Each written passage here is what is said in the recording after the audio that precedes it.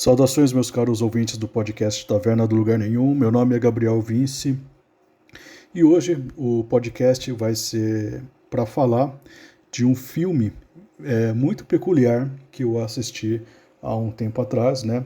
Que se chama A Tragédia de Belladonna, né? Esse filme ele é muito peculiar por vários motivos, né?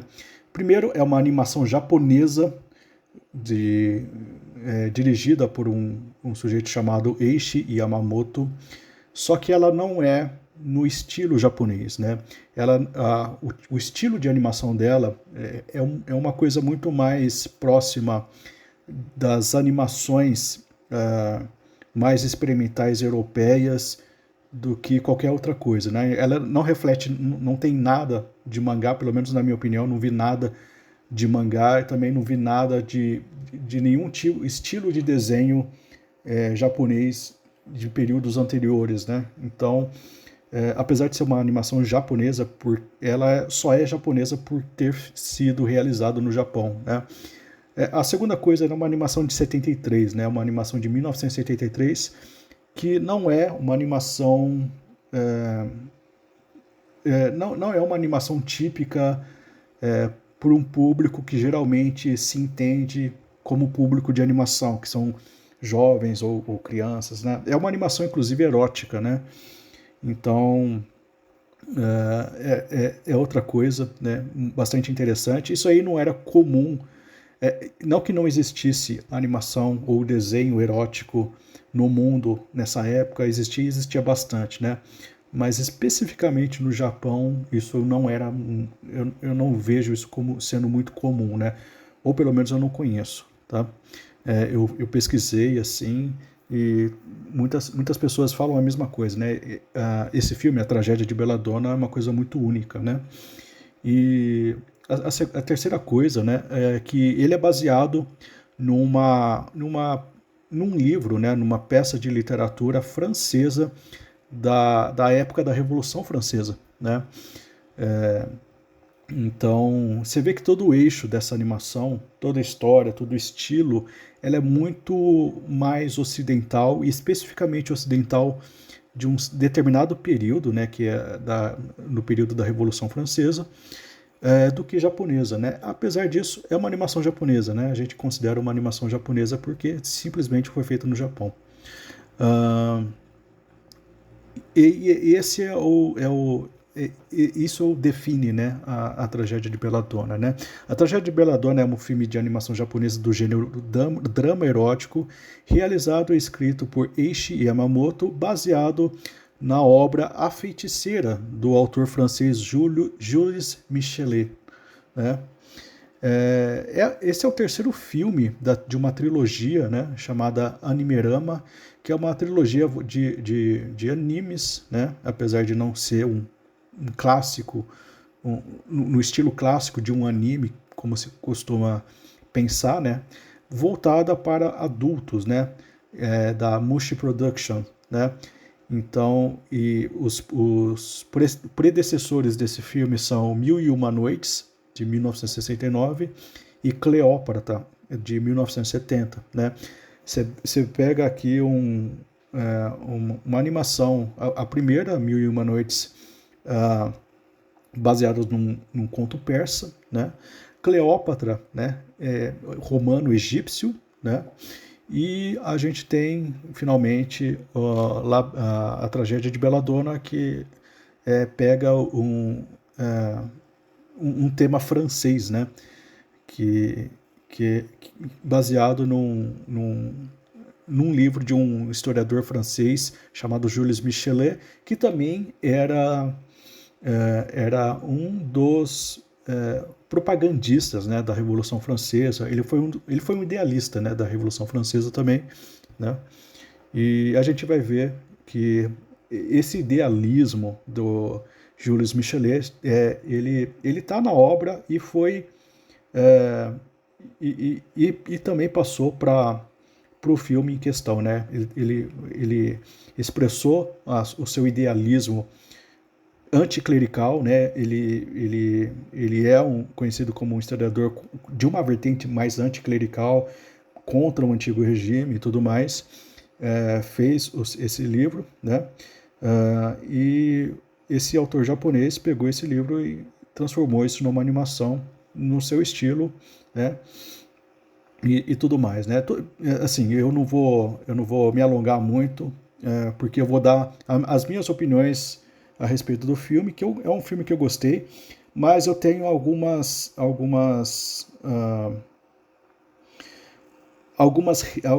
reticências em relação ao tema, né?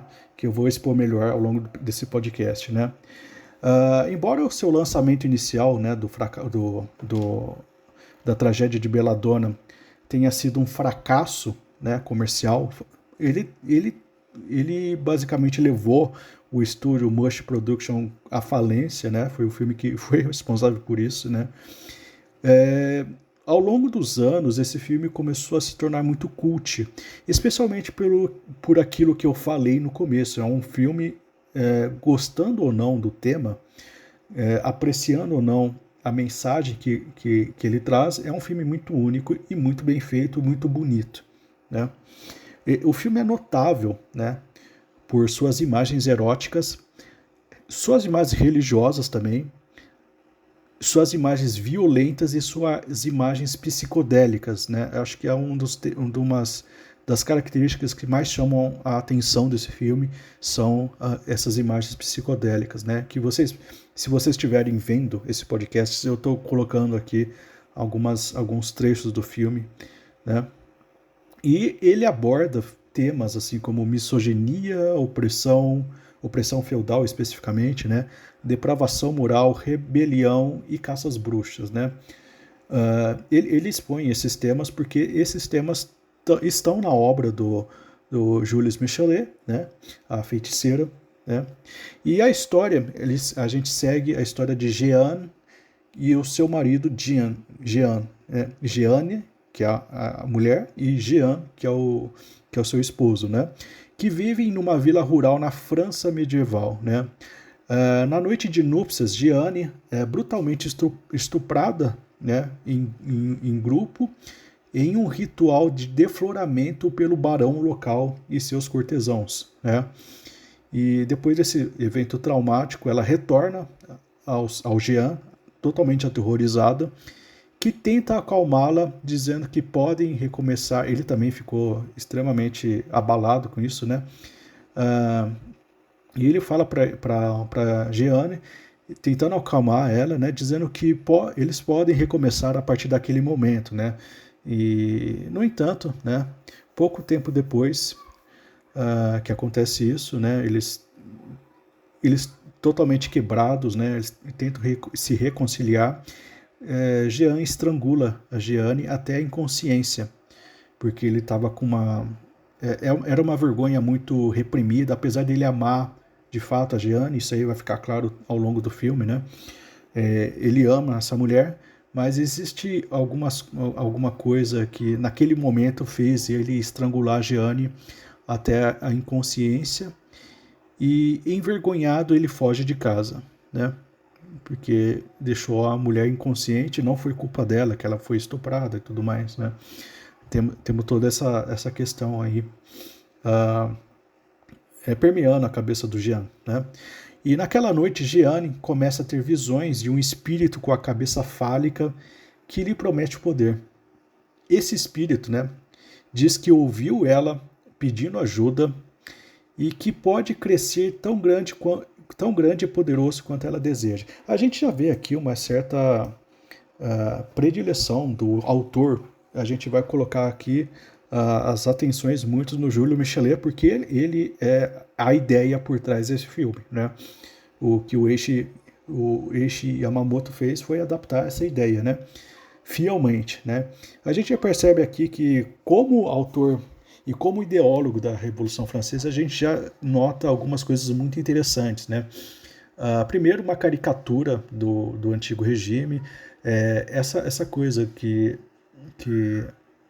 o barão local, havia esse ritual de defloramento pelo barão local, é uma coisa que acontecia pontualmente, não era uma coisa generalizada, inclusive não era uma coisa bem vista no antigo regime, tá? Ah, e outra coisa, né? Essa simpatia pela figura diabólica, né? A gente está vendo um florescer, como é que fala? Um aquecimento muito, ah, muito evidente nas ideias que são passadas no filme de um anticlericalismo que vai se tornar uma espécie de satanismo, né? Alguma espécie mesmo. Esse livro, né? A Feiticeira de Jules Michelet, ele trata a figura da bruxa como uma figura simpática, né? E a figura vilanesca, basicamente a figura da nobreza e da igreja, que seria seu cúmplice, né? A gente vai entrar em mais detalhes ao longo né, do podcast, né? Bem, Gianni então faz um pacto com esse espírito de cabeça fálica e a fortuna do casal começa a aumentar, né? O Jean já volta, né, para Gianni e a fortuna do casal começa a aumentar, mesmo quando a fome atinge a vila, né? Quando o barão aumenta os impostos para financiar uma guerra, Jean, exausto de uma vida de trabalho braçal, é elevado ao papel de cobrador de impostos, né? Porque eles são o único casal na vila que é próspero o suficiente para pagar seus impostos, né? Então, o rei, o barão local, dá esse cargo de confiança para Jean e Jean vira um cobrador de impostos, né? No entanto, o barão corta a mão de Jean como punição, em determinado momento do filme, por ele não conseguir extrair o dinheiro suficiente da vila, né, deixando-o miserável e bêbado. Então a gente tem um drama aqui do Jean, né, que ele, ele prospera, né, por causa do pacto que Gianni fez. No entanto, à medida que ele vai cobrando os impostos da, do vilarejo, que está depauperado, né, por, por, por crises e pela guerra e tudo mais, ele não tem mais como tirar dinheiro dessas pessoas, né? Não é nem pela incapacidade ou incompetência do Jean, mas é pela realidade em si que demonstra que, por mais que ele queira cobrar impostos para agradar o barão, numa situação bem humilhante, ele quer agradar o barão que estuprou a sua própria esposa, né? Mas enfim, mesmo ele se esforçando para isso, ele não consegue. Então o barão fica muito revoltado com isso, acha que ele está fazendo o corpo mole e resolve cortar o braço dele, né? Basicamente esse é o cenário, né, da tragédia do Jean, né? E então ele se torna miserável e bêbado. E o espírito, né? O espírito que Gianni fez o pacto visita novamente ela, né? E esse espírito está em um tamanho maior, né? E é uma coisa interessante, esse espírito estupra Gianni em troca de mais riquezas, né? Existe uma certa relação, uma tensão muito forte entre a Gianni e esse espírito, né? Porque ela é uma mulher que é seduzida por esse espírito sexualmente, né? Ela não quer, ela não se sente feliz com isso, né? Mas o espírito vai estimulando ela sexualmente, né? E ela começa a se integrar, a se entregar, né? Se entregar. E isso aí também está presente na obra original de Jules Michelet, que é uma obra, a gente pode considerar uma obra erótica, né? Se você pegar, existem gravuras dessa obra que são claramente, assim, a intenção do Jules Michelet foi claramente erótica, né? E é interessante porque o Jules Michelet, ele mistura uma certa pulsão, uma vontade, assim, erótica muito grande. Ele despejou muita vontade erótica no seu livro e muita raiva contra o antigo regime, muita raiva contra a igreja ao mesmo tempo, né? É importante deixar isso claro porque A Feiticeira não é uma obra histórica, tá?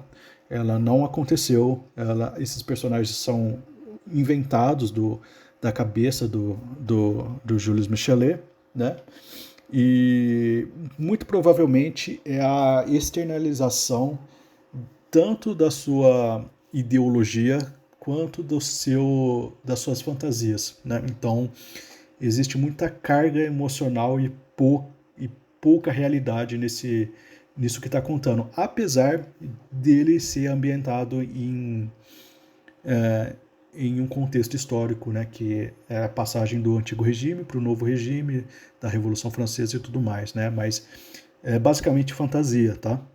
É, e há muita caricatura, né, conforme eu disse, do antigo regime, dos nobres, da igreja e tudo mais, né. Jeanne faz um pacto, né, renova esse pacto com essa entidade, né, e, uh, e embora ela se submeta ao seu corpo, ao, ao eu vou falar aqui ao demônio, né, ela se submeta, ela se entrega ao demônio, né, porque ela gosta, ela se sente sexualmente estimulada a fazer isso. Ela ainda afirma que a sua alma ainda pertence a Jean, que é seu amado, e a Deus, né? E pouco tempo depois, né, Jeanne faz um grande empréstimo, né? O demônio ele vai conquistando, né, Jeanne aos poucos, né? Através da sua fragilidade, através da sua tragédia, lhe dá poder, enquanto ele também cresce, né, em poder. Depois, ela entrega o seu corpo ao demônio, mas ainda permanece não afirmando que a sua alma lhe pertence também, né?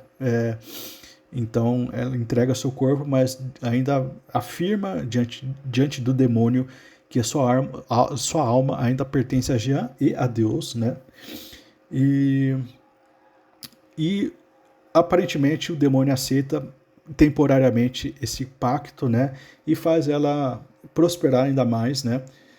Dando mais dádivas a ela, e Jeanne faz um grande empréstimo de um usurário e se estabelece no mesmo negócio que ele, né, e eventualmente se tornando uma verdadeira autoridade na vila. Né? Ela começa a ser temida por causa do pacto, né? As pessoas começam a olhar ela e veem que ela é uma pessoa que prosperou, enquanto todo mundo estava na penúria, ela é a única pessoa que prosperou, né? E ela se torna uma espécie de autoridade, porque ela começa também a fazer favores, né, para as pessoas que estão ao seu redor, né? E nesse momento, né, o barão, que estava numa campanha de guerra, né, ele volta vitorioso da sua guerra e ao chegar no vilarejo, né, esperava-se que as pessoas iriam abraçá-lo como o grande herói, né? E ele percebe que as pessoas estão admirando mais a Jeanne do que a ele, né? E ele fica com inveja desse respeito e admiração que as pessoas têm com Jeanne, né? E resolve acusar ela de bruxaria e incita os moradores contra ela. Talvez essa parte aqui seja uma das mais fiéis historicamente, porque a gente percebe que as acusações de bruxaria que eram feitas na Idade Média eram muito mais políticas, eram acusações muito mais políticas do que realmente religiosas, tá?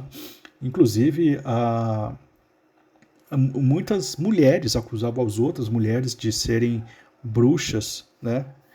E o processo penal, né, era uma coisa muito mais ligada ao Estado do que propriamente à igreja, tá?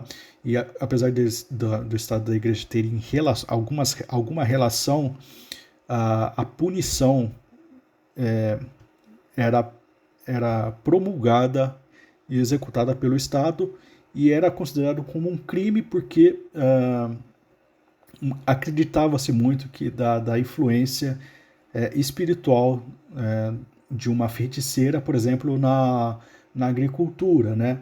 Se fosse alguma outra, por exemplo, se houvesse alguma... E a agricultura, né, naquela época era essencial para as cidades sobreviverem, né? Se houvesse alguma outra forma de punir uma pessoa pelo mesmo motivo, por exemplo, atrapalhou o nosso sustento, né? A punição provavelmente seria a mesma, né? E, inclusive já foi a mesma, documentado, né? Então, é, esse tipo de punição, né, era comum entre criminosos, né? Então, a gente está pegando aqui um contexto muito específico da Europa, né? E que também não foi tão generalizado quanto a gente pensa, né? Inclusive vitimou muito menos gente do que a gente pensa, né? Mas isso aí é outra história, né? E o Barão acusa, né, a Jeanne de ser uma feiticeira, né? E acusa ela de ser bruxa e pede que as pessoas a persigam, né? Aí começa a perseguição da Jeanne no seu vilarejo, né? E nesse mesmo tempo, né, acontece a praga na Europa, né? E as pessoas começam a morrer, né? E a Jeanne, né, ela foge da multidão, tenta voltar para casa, mas Jean se recusa a abrir a porta porque ouve, né, a sua fama, né? E ela é atacada pelas pessoas, né? Na noite quando vão prendê-la, é engraçado porque a gente percebe aqui que muito da história da Jeanne ela corresponde à história de Cristo também, né? E existe muita coisa interessante porque muita da literatura que se forma ao redor da bruxaria, né? De figuras que as pessoas gostavam muito, depois as pessoas se voltaram e tem as autoridades que, que, que, que, que fazem dessa pessoa ser não apenas humilhada, mas sentenciada à morte de uma forma humilhante na frente de todos, como um evento público. É exatamente a história de Cristo, é uma paródia do Evangelho, né? Você vê que é engraçado porque ele segue exatamente o mesmo roteiro, né? Então, existe inclusive a ideia da pessoa que ama a vítima inocente, né, negar, tal como Pedro negou 3 vezes a Cristo e tudo mais, né? Você vê que isso que o Jules Michelet fez não é nada mais, nada menos do que uma cópia carbonada do Evangelho, né? No qual ele substitui a figura de Cristo por uma figura de uma bruxa, de uma feiticeira, e coloca ela no contexto do antigo regime, e os fariseus, na verdade, agora são os cristãos, né? E o poder do Estado, né, do rei, é o novo Pilatos, vamos dizer assim, é o novo Império Romano, né? Você vê que a história, se você pegar a história exatamente, que, reforçando aqui, é uma história fictícia, não aconteceu, ela tem muito desse padrão, né? Enfim, né? Então, a Jeanne tenta voltar para Jean, né? Só que ele a nega, né? Tal como Pedro negou a Cristo, conforme eu disse, né? E naquela noite os soldados vêm e prendem ela, né? E ela foge, vem prendê-la, né? Mas só que ela foge para a floresta, né? E aqui é uma sinalização muito clara também do que aconteceu com Cristo, né? Ela foge para a floresta e no deserto, aí tem mais uma referência cristológica aqui, né? No deserto ela faz finalmente um pacto com um demônio, né? Aí já subverte completamente a história de Cristo, né? Mas foi no deserto que ela consegue se livrar. Ela faz um pacto com o demônio que se revela, né? Ser o próprio Satanás, né? E ela recebe poderes mágicos, né? e retorna para descobrir que a vila, né, foi infectada totalmente com a peste bubônica, né? A peste estava se avançando aos poucos, né? Ela tem essa fuga, né? Vai para o deserto, encontra o demônio, oferece a sua alma finalmente para ele, recebe de volta os poderes, né? E volta para a vila e percebe que toda a vila está com a peste bubônica, né? E Jeanne usa seus poderes para criar uma cura para a doença, né? E a vila se aglomera em busca de ajuda, né? Mais uma vez aqui retomando o mesmo padrão de história do Evangelho, né? No qual Cristo cura os doentes, faz os seus milagres e as pessoas começam a amá-lo e a segui-lo, né? E tendo conquistado o favor dos moradores, Jeanne preside ritos orgiásticos entre eles. Essa aqui tem uma parte do filme que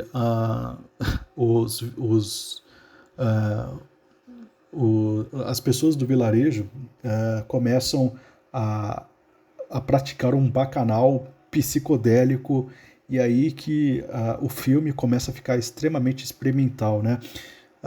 Um pajem que se apaixona pela esposa do barão e se aproxima de Jeanne, pede para ajudá-lo a seduzi-la, né? E ela lhe dá uma poção do amor que faz com que a esposa do barão aceite seus avanços, e o barão encontra a sua esposa com o pajem, né? E mata a ambos, né? Perturbado pelo poder de Jeanne, o barão envia Jeanne para convidá-la para uma reunião, né? E tentar se reconciliar com ela. E o Jean aqui, ele toma... primeiro ele tomou a persona do Pedro, negando a Jeanne. Depois ele tenta personificar a persona de Judas, né? Porque ele vai trair a Jeanne, né? E o casal se reconcilia, né? A Jeanne não conhece as intenções do Jean, e Jeanne, que ama o Jean, aceita o convite, né? Em troca de compartilhar sua cura para a peste, o barão oferece fazer de Jeanne a segunda nobre mais alta da terra, tirando ele, né? Mas ela se recusa, dizendo que deseja dominar o mundo inteiro, né? E vai ter um sentido essa frase, né? Irritado com a recusa, o barão ordena que Jeanne seja queimada na fogueira. E nesse momento, o Jean, ele se arrepende de tudo que fez para Jeanne, se lança junto com ela e é morto por os soldados do barão, que ao tentar retaliar, né, que ele vê a Jeanne presa na fogueira, né, sendo queimada, começa a ver o rosto dela sendo distorcido pela dor e pelo medo. E então ele se arrepende, não se arrepende, fica com remorso, que é uma coisa diferente de se arrepender, né? Ele fica com remorso, se lança junto a ela, para morrer junto com ela, e o soldado impiedosamente o mata antes de ele conseguir fazer isso, né? O mata, e ele fica com uma lança, né? Ele mata ele com uma lança que trespassa as costas e o peito dele, e ele fica olhando, morrendo distante para sua amada, com o corpo dela pegando fogo, né? Enquanto Jeanne é queimada, o rosto das mulheres, especificamente das mulheres da vila, se transforma no rosto da Jeanne. E é uma coisa interessante porque no meio do filme existe um padre, né? O padre que casou Jeanne, né? E que foi cúmplice, inclusive, do estupro, né? Ele não participou, né, do estupro, mas ele foi cúmplice do estupro de Jeanne. Ele, no determinado momento do filme, ele avisa, ó, não podemos queimar a Jeanne, né? Não podemos queimar a Jeanne, porque se a gente queimar ela, a fumaça, o espírito diabólico faustiano vai se espalhar pelo vilarejo como uma peste, vai se espalhar e vai infectar as pessoas com uma peste, né? Esse aroma, esse enxofre satânico vai vai se espalhar pela vila, né? E a gente não sabia exatamente do que ele estava falando. E ele sugere, em vez de fazer isso, né, em vez de queimar ela, a gente pode jogar ela num calabouço e esperar ela morrer, né? Porque aí ninguém vai ver ela. E o que ele estava falando? Uma coisa interessante, né? Ah, esse aviso do padre ele vai se concluir no final do filme e as pessoas que veem, né, especialmente as mulheres que veem a Gianni sendo morta e o seu amado sendo morto na frente dela, começam o rosto delas começa a virar o rosto da Gianni e a bruxa queimada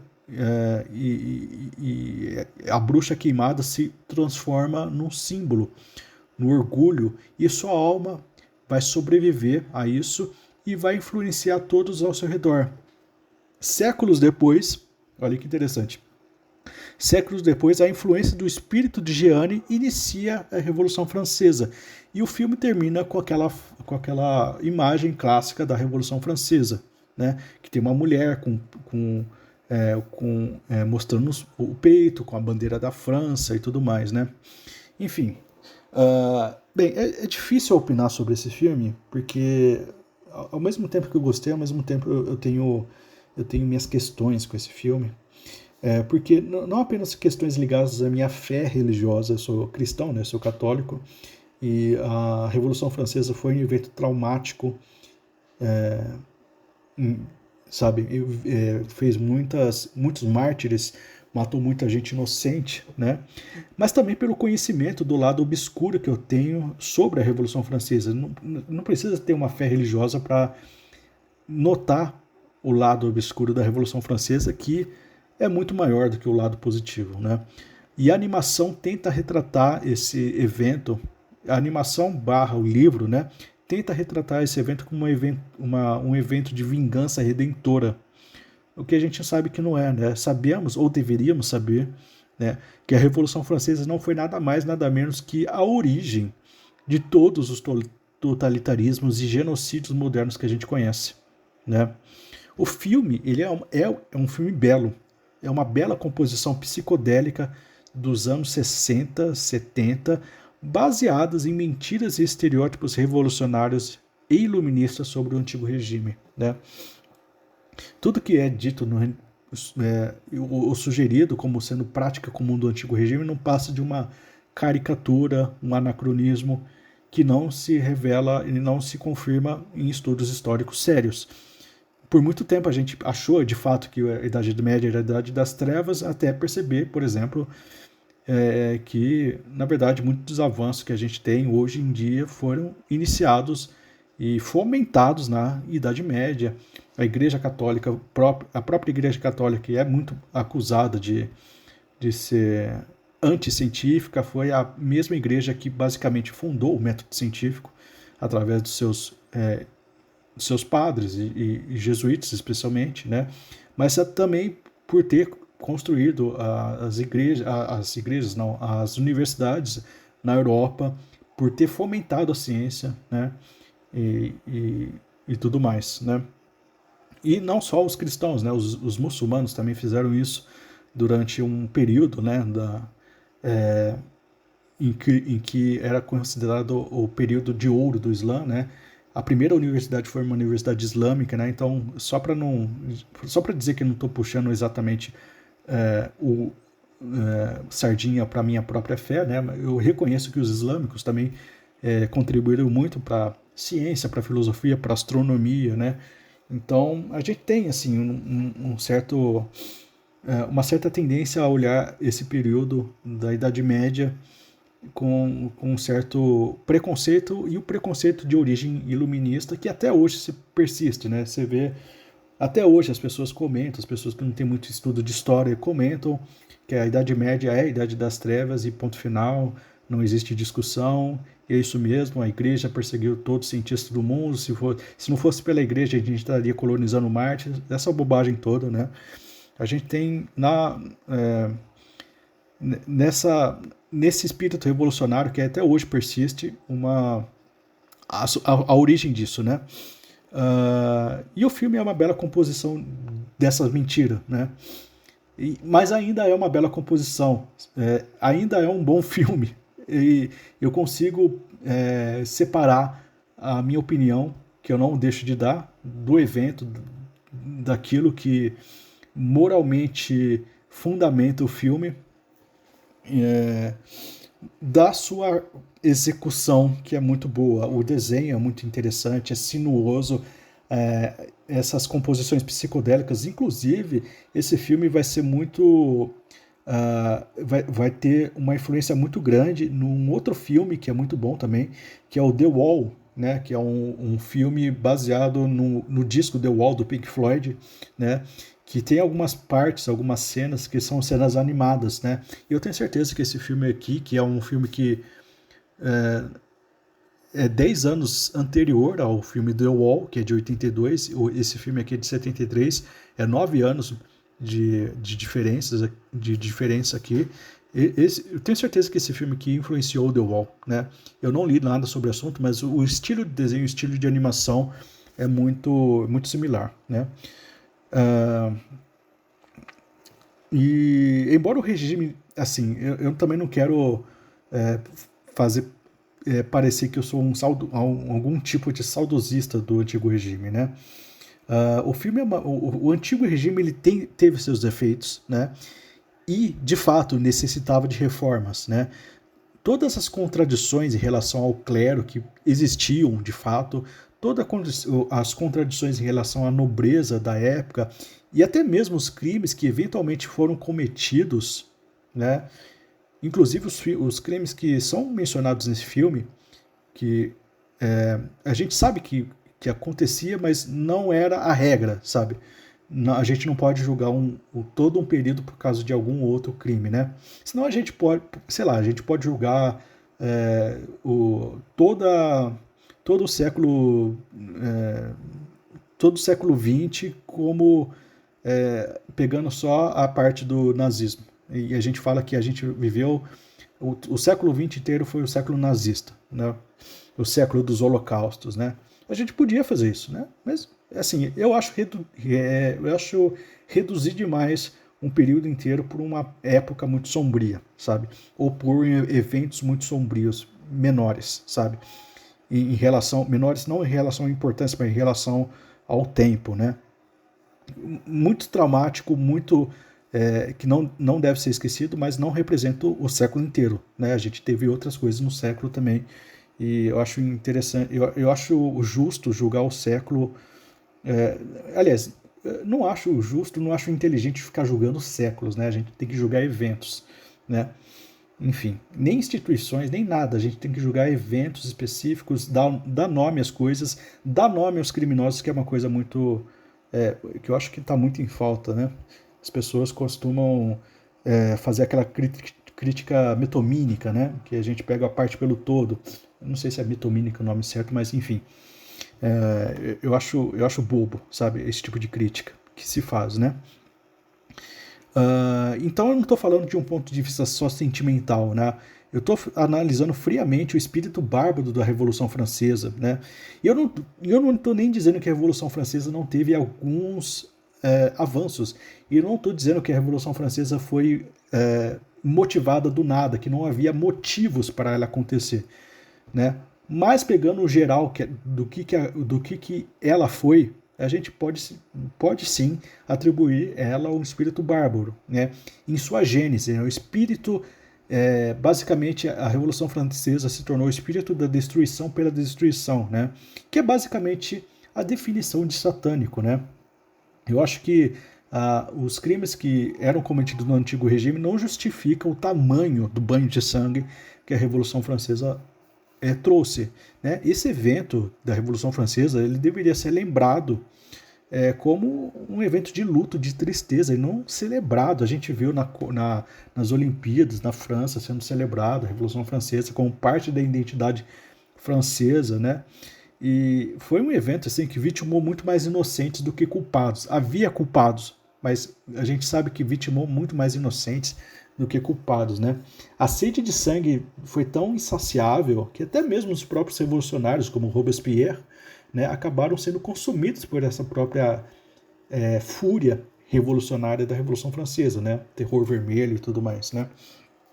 O terror da Revolução Francesa, né?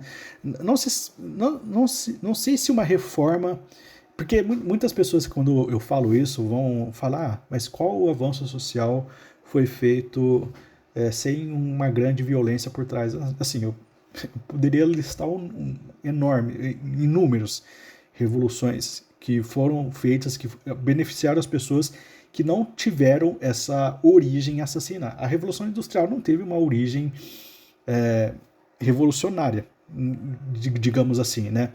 Ela foi traumática em alguns aspectos, foram cometidos crimes em determinados aspectos, mas não se compara ao que foi a Revolução Francesa, né? Mas assim, mesmo considerando essa premissa verdadeira, que eu não acho que é, né? Eu não sei se uma reforma que garantisse a punição de crimes ou injustiça das classes dominantes poderiam ter ocorrido sem um holocausto revolucionário. Eu realmente não sei, né? Mas a Revolução Francesa não apenas não resolveu o problema das classes e dos problemas que eles acusavam o antigo de regime, mas intensificou esses problemas, né? Mantendo as classes dominantes em um estágio subalterno, mas mantendo elas e criando novas classes ainda mais agressivas e ainda mais impunes, né? Toda a caricatura revolucionária do antigo regime, ela foi cumprida no novo regime. É uma coisa interessante, é um paradoxo interessante, né? E a cada nova ideia revolucionária que surgia no mundo, surgiam novos crimes, novas vítimas, novas e piores elites, né? E a gente foi indo, né? A gente tem a Revolução da Rússia, que decantou na União Soviética, talvez o estado repressor mais poderoso que passou na nossa história, sabe, com crimes inomináveis, tal, sabe, e que até hoje, assim, é muito traumático, né? Deveria ser muito traumático, apesar da propaganda ser ainda muito forte. Foi um regime muito traumático para a humanidade, muito pior do que os totalitarismos fascistas da Europa, né, que foram terríveis, né, mas nada se compara à União Soviética, apesar da União Soviética também ter, assim como a Revolução Francesa, ter tido pontos positivos, né, mas os pontos negativos, a quantidade de corpos, a pilha de cadáveres que ela proporcionou não se compara com os pontos positivos que ela trouxe, né? E todo novo regime, nova ideia revolucionária é formada sobre uma pilha de cadáveres, né? Conforme eu disse. É uma pilha de cadáveres da velha elite e do próprio povo oprimido que as pessoas na propaganda juraram libertar, né? Então, esse se tornou o padrão basicamente das políticas pós-Revolução Francesa, né? A modernidade, nesse sentido, tornou-se uma espécie de autofágica, né? Uma entidade meio autofágica, um período onde as próprias elites começavam a se a formatar, a colocar o seu próprio pescoço como vítimas de sacrifício para outras elites, sabe? E foi uma espécie de época autofágica viciada em autodestruição, né? Que aos trancos e barrancos a gente está mantendo ainda a memória disso como se fosse uma memória boa, né? E assim, o mundo veio melhorando, mas não por causa disso. Eu não acredito que seja por causa disso. A gente foi melhorando apesar disso, sabe? Foi uma coisa que é uma coisa que eu tenho muito em mente quando a gente fala sobre a Revolução Francesa, né? E as revoluções em geral, né? Estamos falando, afinal, de um filme, né? Que aqui é baseado na obra de um revolucionário francês. Então, é o mais ideológico impossível, né? Esse filme, né? A obra original, né? A feiticeira, né? La Sorcière, ela foi a obra que deu origem ao filme. Ela retrata a vida das bruxas e os julgamentos que eram realizados por bruxaria e argumenta que a bruxaria medieval foi um ato justo, né? A bruxaria medieval foi um ato justo de rebelião das classes mais baixas contra o feudalismo e contra a Igreja Católica Romana, né?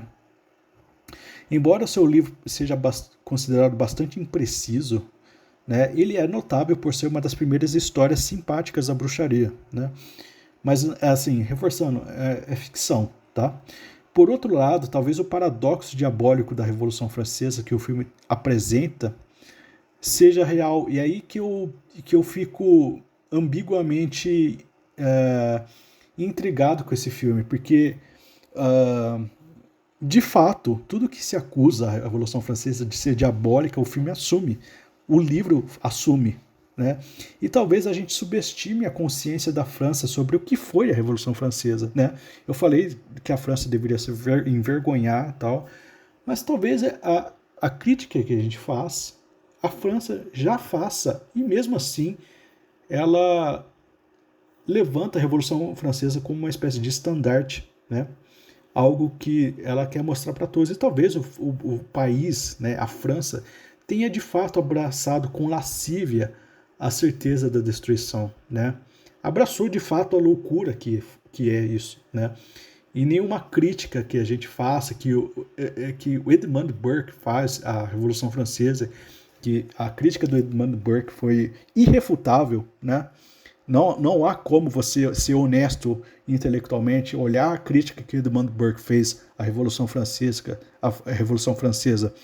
e não se tornar conservador. Desculpa, é impossível ser honesto intelectualmente e relevar Edmund Burke, né? A sua crítica à Revolução Francesa foi matadora, foi irrefutável, né?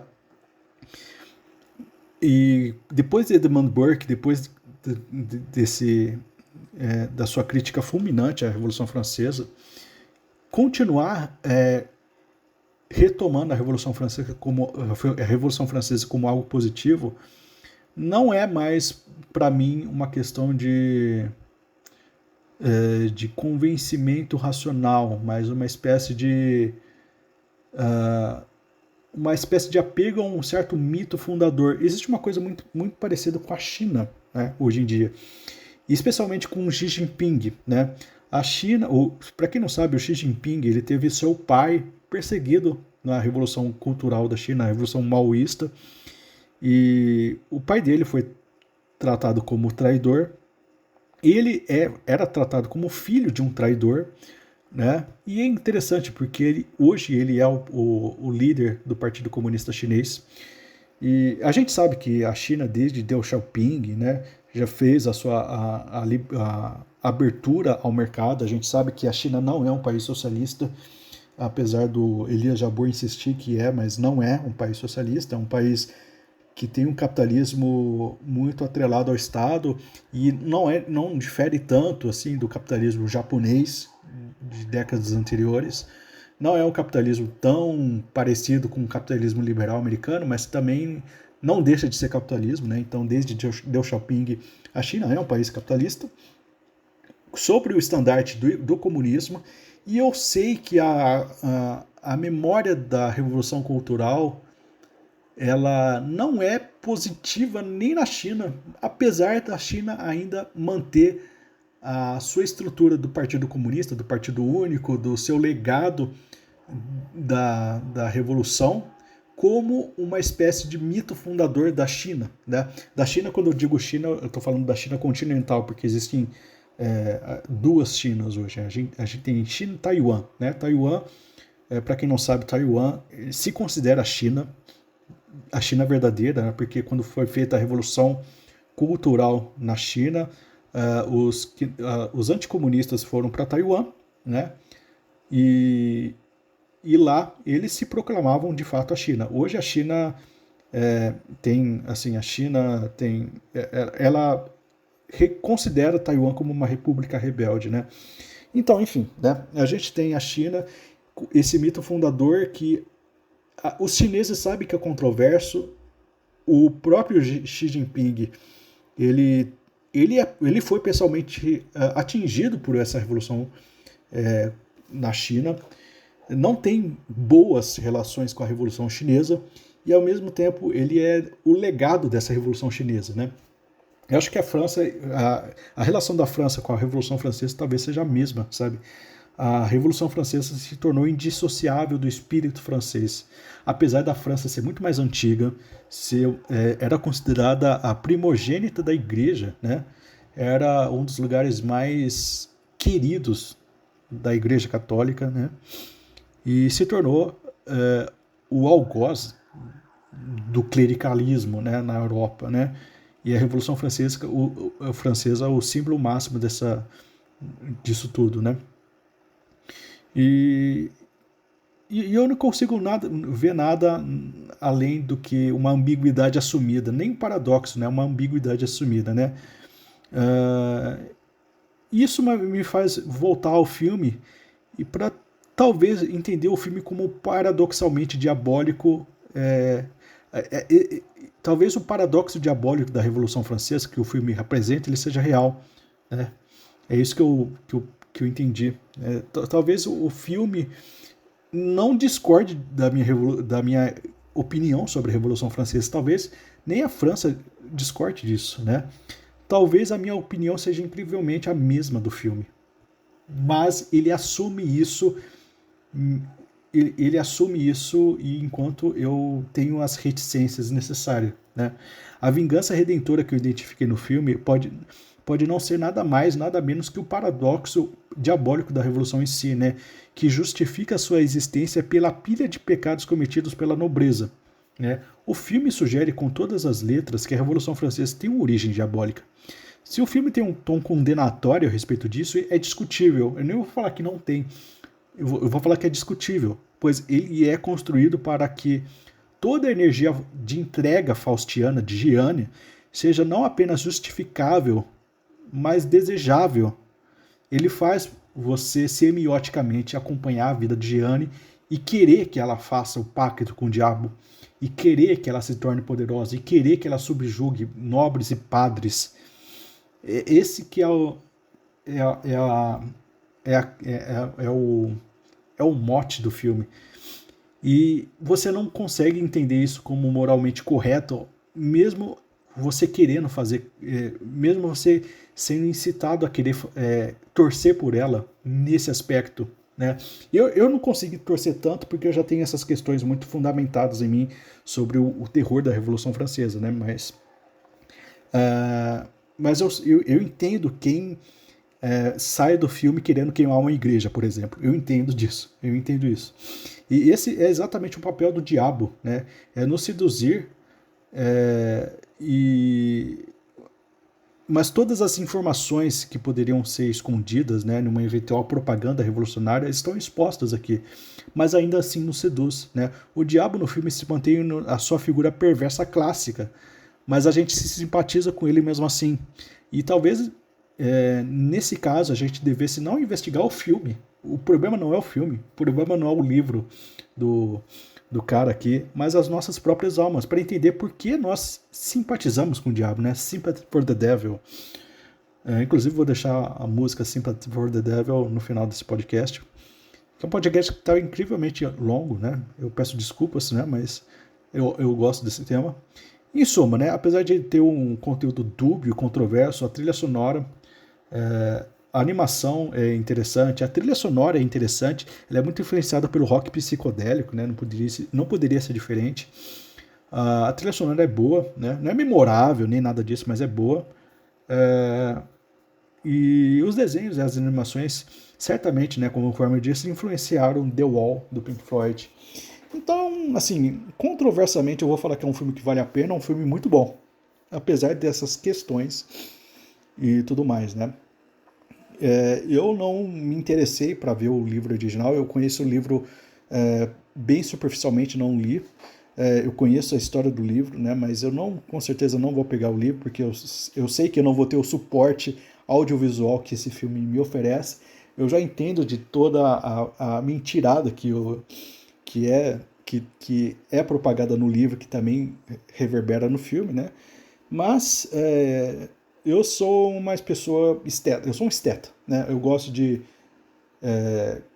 formas, eu gosto de estética, eu sou esteticamente atraído pelas coisas, né? Eu me senti esteticamente atraído por esse filme, gostei do filme, tenho essas questões com a Revolução Francesa, tenho uma divergência moral muito forte com o filme, mas ainda assim o recomendo, né? Não recomendo como cristão ou como... Eu recomendo como Gabriel, sabe? E fiquem vocês foram avisados do que é o filme, vocês foram avisados, né,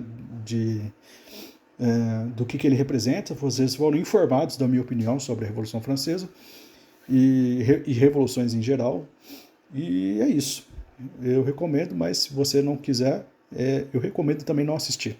Eu recomendo assistir e não assistir ao mesmo tempo, tá? Fica esse paradoxo, essa ambiguidade aí. E fiquem com Deus. Até mais e juízo.